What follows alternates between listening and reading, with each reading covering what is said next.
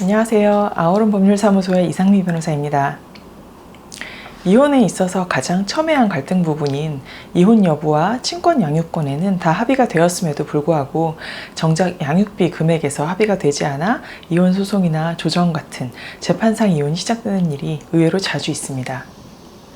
그런데 이혼 소송이나 조정에서도 양육비 금액은 당사자 간에 합의가 있으면 그 합의된 금액을 양육비로 정하는 게 실무입니다.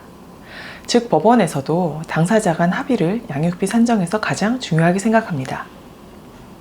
하지만 끝내 금액에 합의가 되지 않는다면 법원은 적정 양육비를 산정해서 비양육자인 부모 한쪽에게 지급을 명해야 하는데요.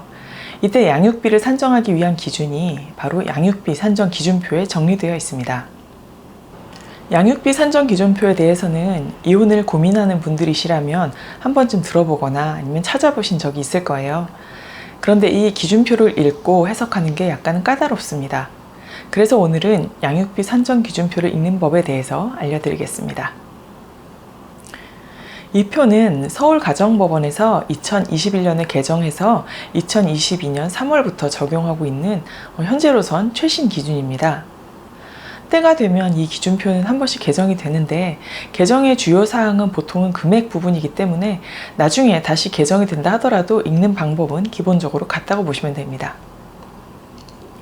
먼저 표의 구성 부분을 한번 확인해 보겠습니다.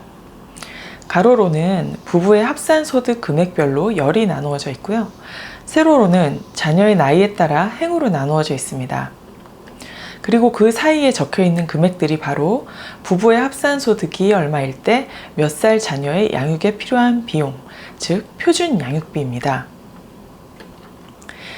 예를 들어 부부 합산 소득이 500만 원일 때 10살짜리 아이의 표준 양육비는 약 124만 원에서 140만 원 사이에서 정해집니다. 아이의 나이가 9살인 경우보다 11살인 때 양육비 금액이 좀 더 많이 책정되고요. 부부의 소득이 딱 500만 원인 경우보다 599만 원인 때 역시 금액이 좀 더 올라가겠죠. 여기에서 주의하셔야 할 것들이 몇 가지 있는데요. 한번 알아보겠습니다. 가장 중요한 내용 중 하나는 이 칸 안의 금액들, 즉 표준 양육비는 이혼 후에 어느 한쪽이 지급하는 양육비가 아니라 부모 양측이 같이 부담하는 금액이라는 점입니다.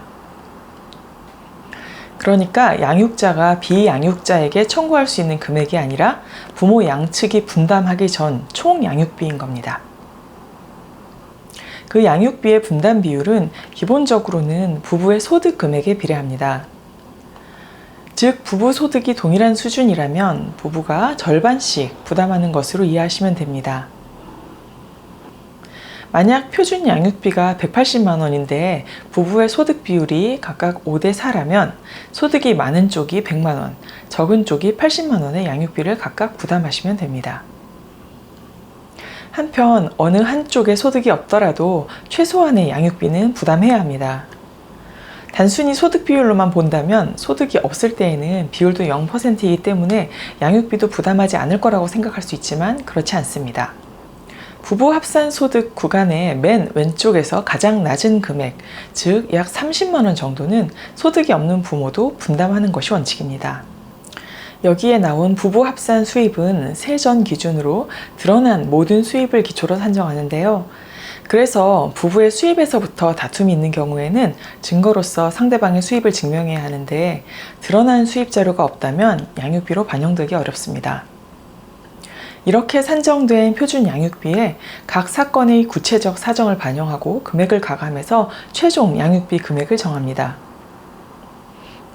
여기서 구체적 사정이란 예를 들면 부모의 재산 상황, 자녀의 거주 지역, 자녀의 수, 고액의 치료비나 교육비가 드는 경우 등 사건마다 고유한 사정들을 반영하게 됩니다.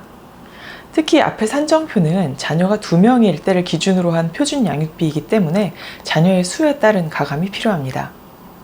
그리고 이러한 구체적 가감 과정에서 양육비 금액뿐만 아니라 부모의 양육비 분담 비율도 달라질 수 있습니다. 앞에서도 살짝 말씀드렸듯이 이혼하는 부부 간 양육비는 부부의 합의가 최우선적으로 고려됩니다. 따라서 부모의 합산 수입이 얼마든 자녀의 나이나 수가 몇이든 간에 당사자가 양육비를 한 달에 300만 원으로 합의했다면 법원도 그 금액을 양육비로 정해줍니다. 따라서 양육비 산정 기준표는 절대적인 기준이 아니라 양육비 금액에 합의가 되지 않았을 때 마지막으로 참고하는 기준이라는 점 기억하시면 좋겠습니다. 감사합니다.